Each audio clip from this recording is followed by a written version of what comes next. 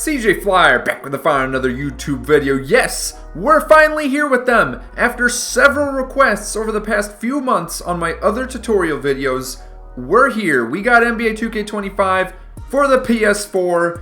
That's right, we're on last gen because you all asked for it. We're going to be making some tutorials this year for the last gen version of the game. It came for free with my pre-order for NBA 2K25 on the PS5, so I figure, yeah, we've been getting a lot of requests for it. Let's go ahead and make those tutorials. Now, before we jump into this tutorial video, I want to ask you all that are on the PS4 and Xbox One, do you all have this issue too? Every time I load into the game and there's an update, it tends to crash almost immediately. Upon reloading the game, it ends up working fine, but it's like every time I open up the game for the first time, always crashes. I don't really know what's going on. I don't know if it's a problem with my PlayStation or with 2K or the servers, or I don't know. I don't know what's going on. Let me know in the comments. Maybe it's because I'm playing it on the PS5, the PS4 version of the game that is, and I'm not playing it on a PS4. Not sure if that would cause any issues.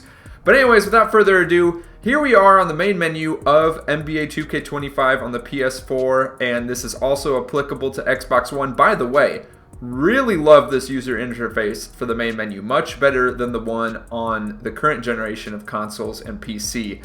That being said, we're going into how to change your shot meter, so go to Features, and from Features, you're going to go to Controller Settings. And there you go, that's it. We are now in the controller settings menu. This is where you can change, if you want to turn the vibration of the controller on or off. If you want to change your shot timing profile to be difficulty based, real player percentage. And then they have this new system here, low risk reward, normal risk reward, high risk reward. Not gonna get into too much detail about that right now, but basically, if you want to change how your shot timing is conducted for jump shots, for layups, and for free throws, that's all right here. And then here we go into the shot timing visual cue. Again, something that's been introduced in recent 2Ks. Used to be the timing visual cue was the same for everyone. You couldn't customize it. And now you can change it to be at the jump, at the set point, at the push, or at the release of the jump shot animation. I usually like to use it at push or release. Recently, I've been using release a lot for this year's game. And now, for what everyone is looking for, I'm sure, the jump shot meter. You can turn it on or off here for regular jump shots. You can turn it on and off here for layups and dunks. You can turn it on and off here for free throws. And then as far as the shot meter input type, whether you want it to be applied to the shot button, which would be square on the PlayStation 4 and X on the Xbox One. And then of course you can also have it to be Pro Stick only, which would be the right stick on both consoles. Or you can have it applied to both. I usually just leave this setting alone. And then here's how to customize your actual shot meter. Now this year, of course, they have the new shot meters. There's been a lot of negativity around it. I tend to kind of fall into that camp as well. I'm not a huge fan of the new shot meters, but nonetheless, these are the different shot meters you have to choose from, these three right here. It's the same ones that you've seen on the PlayStation 5, Xbox Series X and S, and PC. Same exact looking shot meters. We're going to show you what they look like in just a second here. And then your perfect release little animation icon. Now, the difference between PS4 and Xbox One and the current generation of consoles, you cannot change the location of the flame animation or the ball animation after a perfect release. And you also cannot change the positioning or the size of your shot meter. So there's less customization than what we see on the current generation of consoles. But nonetheless, they do have the new shot meters here. They do have the same little animations. And they have the same sound effects to choose from, I believe. I believe the whole list of sound effects is here. I normally like to leave it on Catch Fire. That's just personal preference.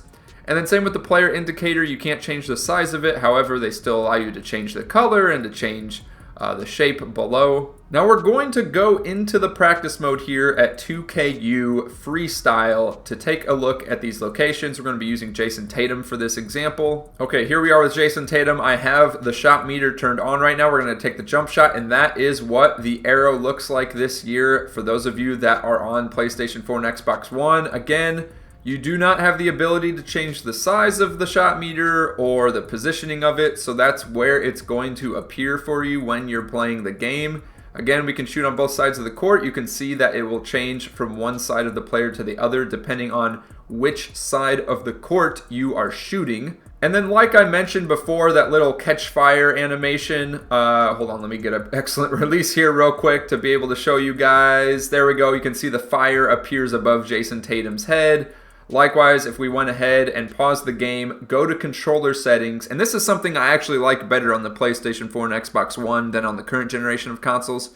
For whatever reason, in the freestyle practice mode on the current generation of consoles, you cannot customize HUD. Like there's no option to. But in the PS4 and Xbox One version, you are able to change the shot meter and how it looks. I don't know why that customization feature is not available in freestyle mode on PlayStation 5, Xbox Series X, and PC, but I don't know. So that's a noticeable difference there that I like better on the last gen. Let's go ahead and change the perfect release to a ball just to show you guys what that looks like. In case you are not familiar, let's go ahead and actually get an excellent release. My goodness, here we go. And there, you can see there's like a little ball animation, green ball animation above Jason Tatum's head. Let's go back to controller settings and let's start looking at the different jump shot meters. So we just looked at arrow previously. Let's go ahead now and look at the dial option. And you can see there's the dial shot meter when you go ahead and take the jump shot. Again, as Mike Wing has stated on X, I believe it was, he said that the perfect release point of your jump shot is right when the shot meter disappears. So in previous 2Ks, there was like a green window or like a middle point of the shot meter that you're supposed to release your button or the shooting stick. But this year it's a little bit different. You're supposed to release the button as the shot meter disappears, which a lot of negativity around that from a lot of players, and I tend to agree. I wish at least they would give us the option of a customization and the option to switch back to some of the old shot meters. Now, pausing the game, going back to options and controller settings one more time, let's go ahead and look at that last shot meter. That's going to be the ring style. And this is the third and final shot meter in NBA 2K25. Again, you're supposed to release the button when that circle shrinks and disappears. Not before it disappears, but right at the moment it disappears, which is a little bit difficult, not going to lie. It takes some time to get used to, but with a little bit of practice, you'll get there. So there you have it. Those are the shot meters in NBA 2K25 for last gen. That's how you turn them on or off. It's how you customize them. So for example, if I went to jump shot meter here, turned it off in the controller settings, and you'll see I no longer have a shot meter available to me. However, I will have it if I go in for a layup here. Oh, maybe not. Hold on. Did I turn that off? Oh, that's right. Layup timing profile, you have to turn it on to one of these other options outside of the real player percentage, and then you will have your shot meter on for layups right there, as you can see. So yeah, if you have any questions about the shot meter settings in last gen, let me know in the comments down below. And also one other thing, I do have a couple ideas for some future last gen tutorials for NBA 2K25, but if there's anything specific that you would like to see, of course, let me know, and we'll get around to it if possible. So one last thing, one last little teaser to leave you with before we end the video. I am considering the idea of, I'm not really good or I have a lot of experience at creating rosters, but I did notice that there is no eras in my league in last gen 2K, and I've been considering the idea of creating a roster for you guys so that you can have at least somewhat of a Steph era experience on NBA 2K25. If, of course, you're not able to play on the PS5, Xbox Series X or S, or on PC. So, it's something we're considering. I'm not committing to it fully, not promising it, but just saying, I'm just letting you know what's on my mind. I'm letting you know what's on my mind, okay? So, that being said, click one of the videos on your screen now for some more NBA 2K25 content.